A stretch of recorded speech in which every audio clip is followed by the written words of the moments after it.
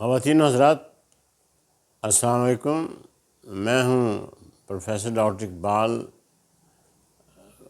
بزم شیخ Iqbal YouTube channel سے اپنی غزل لے کر حاضر ہوا ہوں۔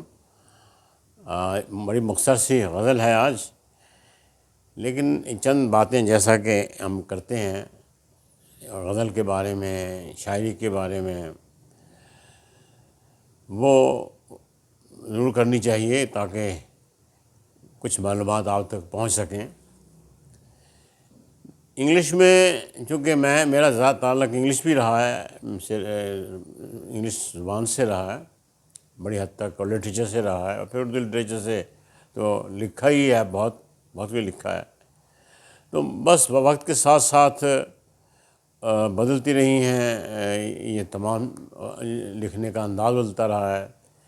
بہت پہلے لکھتے تھے، رائمڈ ہوتی تھی چیزیں، مکفّا، جیسا کہ کل ہم نے بتایا کہ جس میں قافیہ آپس میں ملتا تھا۔ پھر اس کے بعد بلینک ورس استعمال ہونا شروع ہوا، جسے اردو میں نظم معرّہ کہتے ہیں۔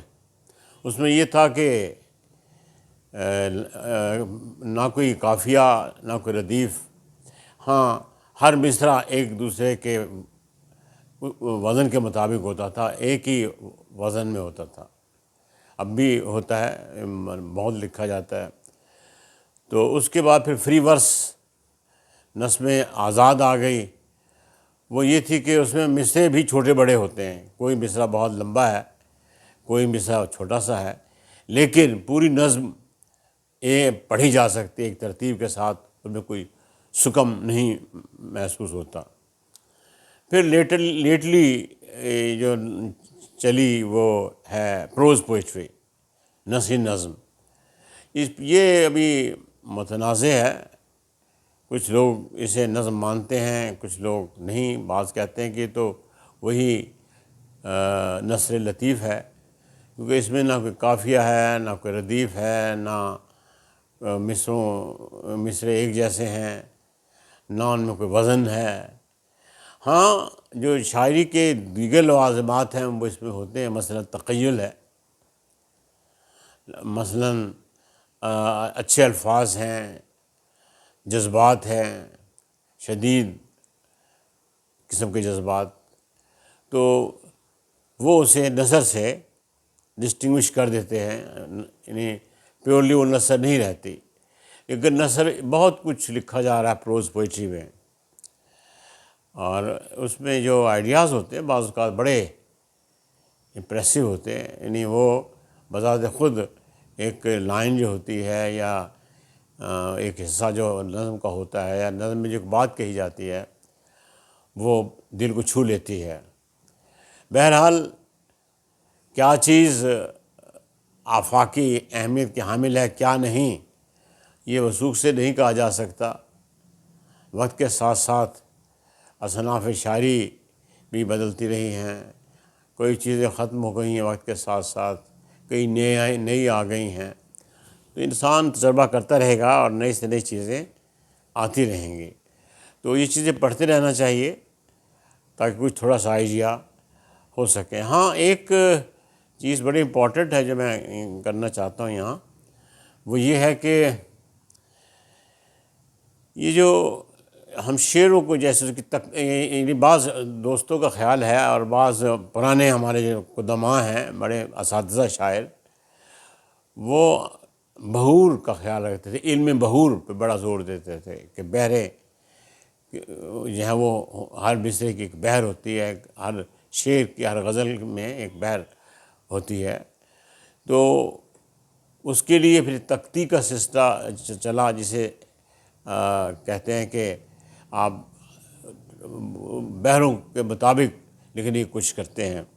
تو یہ علم بہور جو ہے یہ بہت اہم ہے، اور اس میں اس کی مدد تھوڑی سی ملتی ہے اس میں شعر کہنے میں، لیکن بات اہم یہی ہے کہ آپ شاعر ہوں، آپ کے اندر جذبہ ہو، شوق ہو، آپ کچھ کہنا چاہ رہے ہوں، جذبات آپ کے شدید ہوں، گہرے ہوں، الفاظ کا صحیح استعمال ہو، وہ میٹر کرتا ہے۔ میں نے بہت سے لوگ دیکھے جنہیں علم بہور بہت کچھ اس سلسلے میں آتا ہے، لیکن وہ کوئی اچھی شاعری نہیں کر سکے۔ بعض دوست میں نے ایسے دیکھے، اور ایسے بھی ہیں جنہیں اس کا کوئی علم نہیں ہوتا ہے، کم علم ہوتا ہے، لیکن وہ بہت سی شعر کہہ رہتے ہیں کہ اس کا تعلق اصل میں کوئی ہنر نہیں ہے۔ یہ جیسے کوئی بڑھائی کچھ سیکھتا ہے، کوئی لکڑی کا کام کرنا، یا جیسے کوئی لوہے کا کام کرنا سیکھتا ہے، ایسا نہیں ہے۔ بس یہ ایک خداداد صلاحیت ہے جس میں شعراء کو پڑھا جاتا ہے، اچھے شعر پڑھے جاتے ہیں۔ ایک بعض اساتذہ کہا کرتے تھے کہ جب تک آپ کو 8-10 ہزار اشعار یاد نہ ہوں اس وقت تک آپ کو شعر کہنا شروع کرنے نہیں چاہیے۔ لیکن وہ شعر کہنے شروع کرنے کا تو مسئلہ پیدا بعض اوقات نہیں ہوتا، وہ تو خود بخود ہی شعر ہو جاتے ہیں، آئیڈیا ہی نہیں ہوتا کہ ایسا شعر ہم کہہ لیں گے، اور بعض اوقات قارئین اس کی بڑی تعریف کرتے ہیں۔ تو آج جو مختصر سی غزل میں آپ کے سامنے پیش کر رہا ہوں، ملاحظہ فرمائیے۔ میرے دل میں تمنا جاگتی ہے، میرے دل میں تمنا جاگتی ہے، یہی تو بس ثبوت زندگی ہے۔ میرے دل میں تمنا جاگتی ہے، یہی تو بس ثبوت زندگی ہے۔ اور شعر سنیے۔ نظر کا زاویہ بدلا ہے ورنہ جو کل تک تھا وہ منظر آج بھی ہے۔ یہ بحر و بر بہت ہی پست قد ہیں، شعر ہے، یہ بحر و بر بہت ہی پست قد ہیں، زمیں سے آسماں تک آدمی ہے۔ بہار رنگ و بو رقصاں ہے ہر سو، ہر ایک منظر سحر کا دیدنی ہے۔ ویسے اب تو سحر لوگ کم ہی دیکھتے ہیں، کوئی 8 بجے اٹھتا ہے، کوئی 10 بجے، کوئی 12 بجے۔ اور کسی شاعر سے کسی نے پوچھا تھا کہ تم شاعر کیسے بنے؟ اس نے کہا ایک دفعہ میں نے صبح کو طلوع آفتاب کو دیکھا تھا، اتنا متاثر ہوا تھا اس کے حسن سے کہ شعر ہونے لگے تھے، لیکن اب صورتحال بدل چکی ہے۔ تو شعر ہے، بہار رنگ و بو رقصاں ہے ہر سو، ہر ایک منظر سحر کا زندگی ہے، یہ ہم سب لمحہ لمحہ مر رہے ہیں۔ خواتین و حضرات، یہ ہم سب لمحہ لمحہ مر رہے ہیں، حیات چند روزہ دوڑتی ہے۔ ہم کتنے سادہ دل سادہ نظر ہیں، تضیع وقت بھی تو خودکشی ہے۔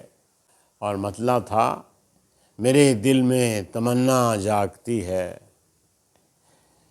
میرے دل میں تمنا جاگتی ہے، یہی تو بس ثبوت زندگی ہے۔ بس یہ تمنا کا باقی رہنا ثبوت زندگی ہے۔ جب آرزو مر جاتی ہے تو انسان مر جاتا ہے۔ اقبال نے آرزو کی توانائی پر بہت زور دیا تھا اور کہا تھا کہ جب تک آرزو ہے اس وقت تک زندگی ہے۔ تو یہ آرزو، تمنا، خواہش، کچھ کرنے کا جذبہ، کچھ رجائیت رہنی چاہیے، کچھ انتظار رہنا چاہیے، اور جب یہ سب کچھ ختم ہو جاتا ہے تو انسان راکھ کا ڈھیر بن جاتا ہے۔ تو یہ تھی آج کی غزل اور کچھ باتیں، انہیں آپ سنتے ہوں گے اور سبسکرائب بھی کرتے ہوں گے، اور اپنے دوستوں کے ساتھ مجھے یقین ہے شیئر بھی کرتے ہوں گے۔ بہت شکریہ۔